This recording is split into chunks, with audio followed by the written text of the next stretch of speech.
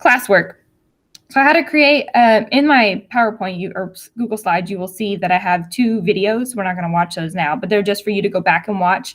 There was somebody else of how to create an assignment and how to create different assignments, just so you could have something to refresh and look back at later if you forgot how to do this. So when you have nothing here, it's going to show you kind of a few things you could do. Create an assignment for your questions and whatnot. Use topics to organize the classroom, and we'll talk about that. And then you can move it and order the work the way you want students to see it. So let's create some stuff so you guys can see this. So the first thing we're going to create is an assignment. So when you go on the assignment, it's going to ask you to make a title. So let's do, well, tell me about your, and then instructions, write me one sentence that tells me about you. I can't type. Oh my goodness. Okay. You can make it bold, you can italicize it, underline it, give some bullet points about what you want them to do. You can remove the formatting. And then you have all these beautiful things down here for adding additional things to your assignment. So this one, as you have seen, it's the same logo as others, is add Google Drive to file. You add a Google Drive file. So we'll click that. And you can see that all of my Google Drive will now pop up here, and I can add whatever. We'll add the Google Slides. So I can add this Google slide. I can hit insert. So I have to click the slides, click the item that I wanted, and then insert. Share settings. So you can choose how you share this file with your class. So there's 3 options when you hit that drop down. All students will view the same single file. So if I wanted them just to view this as a PowerPoint and then them write, like let's say it was a story, and they read the story and then they write about that character in there, I would just have them all view the same file. Students all view and can edit the same file. The way I did this in my classes before is it was a collaborative doc. I would put a name. Sometimes if you trust the student or you think they can handle it, they can do their own names and make their own slides, but I chose to have it where whatever my instructions were, I made a slide for each student already. And so I just said, hey, students, go in and you're going to find your slide with your name on it. Don't touch other students' slides. I can see in the history who's touched whose slide. If you do mess up somebody's slide, only work on your slide. We're going to make this a collaborative doc. We're all going to work on it together.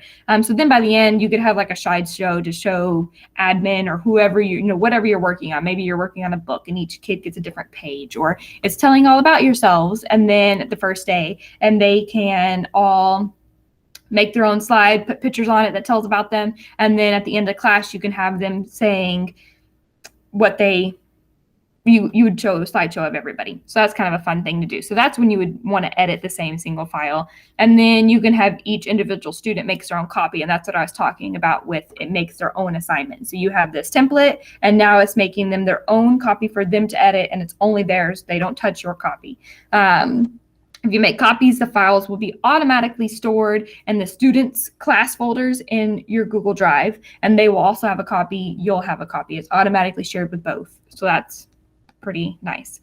So when I click this, that's where it's going to show students can view file, students can edit the file, or you make a copy for each student. So I'm just going to have them view this file. And then let's say, oh, nope, I don't want to have Google Classroom added on there. I don't want that slideshow. So I'm just going to exit that off. I can upload a file from my desktop. Let's do a picture. True Colors. So I can add this True Colors picture on there. Same thing. They can all see a file. They all get their own copy. I just want them to view this file. It's just a picture. I want them to view the true colors and think which colors themselves. So that's how you can add a file. And then you can add a link. So let's say you're wanting them to go to a website and read an article, or you're wanting them to go to like Cool Math and complete a few games, and then, tell them what they've learned, tell you what they've learned from those few games that they played, what type of problems did they work through. So this is a fun, let's see, or like my favorite was to add Quizlet. deck cards for them to study. So let's say I just wanted them to, we'll just go to this random one. I want them to study those flashcards. I'm going to add that link for them to have a quick link to go study those flashcards. So that's where you can do a link. You can add a YouTube video. You can search here for like happy video. And let's do the Minions. And I'm going to add that. So you can add a YouTube video directly from there. Also with YouTube, you can add a link. So let's say you had a YouTube link. That's fine.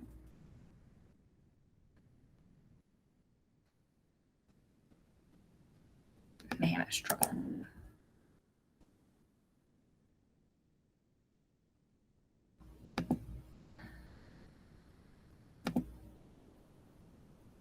I don't want to listen to it, but I have this link. I'm going to go back to Google Classroom, and you can just type in the link there and hit search, and it will pop it up automatically too. So you can either search in your Google Classroom, or you can search YouTube and find your link and then add it. And now we'll add it again. It said it's already attached. We're good. But then you also can attach a URL for another video of some sort. And then lastly, you can add a blank doc.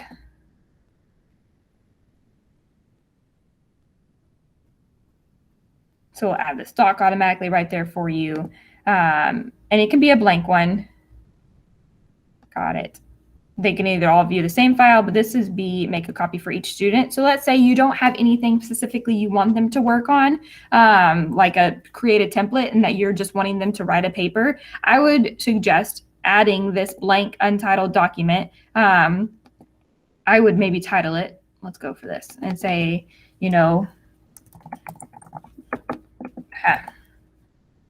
getting to know you. Then it will title that for all the students, getting to know you. I'm going to close that out. Did it not say that? Okay.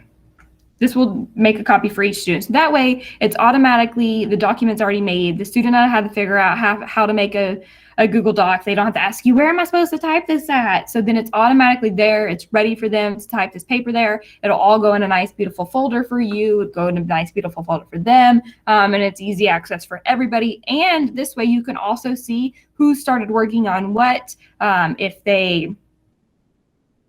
You can see like little thumbnails of how far they've made it, if they started working, if they're finished. You kind of can have a better track on it if you make a blank document for them all here. And then as you can see in that little drop down, you have docs, slides, sheets, drawings, and forms that you can make all those options for. If you don't know, just a quick little tip. Slides is like your PowerPoint. It's your slides that you use for your class. Sheets is like Excel. Drawings is where you can make like a digital art, which I really like. It's almost like a slideshow, but it makes it into a picture, which is nice. Some people like drawings, some people like slides. It's whatever you prefer. And then forms is going to be a great feature that we're going to talk about for quizzes. So now that we've got this random assignment made, we're going to go over here and say, who's it for? It's for my Google Class. Here you can select all students or just one student. So let's say I had more than just one student in my class.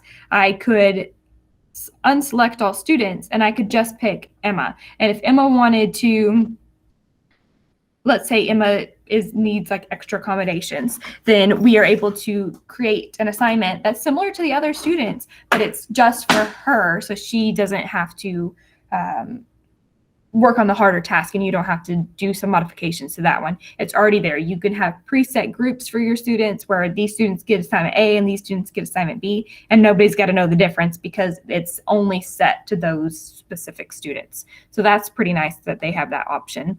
You have your points option, or it can be an ungraded assignment.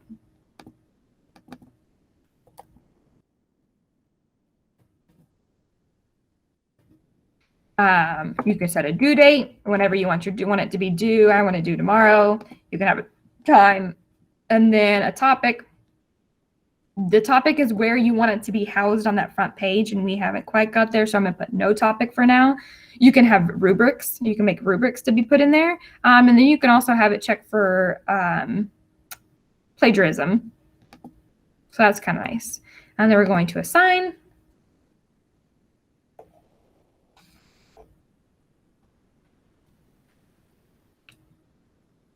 And now it's there.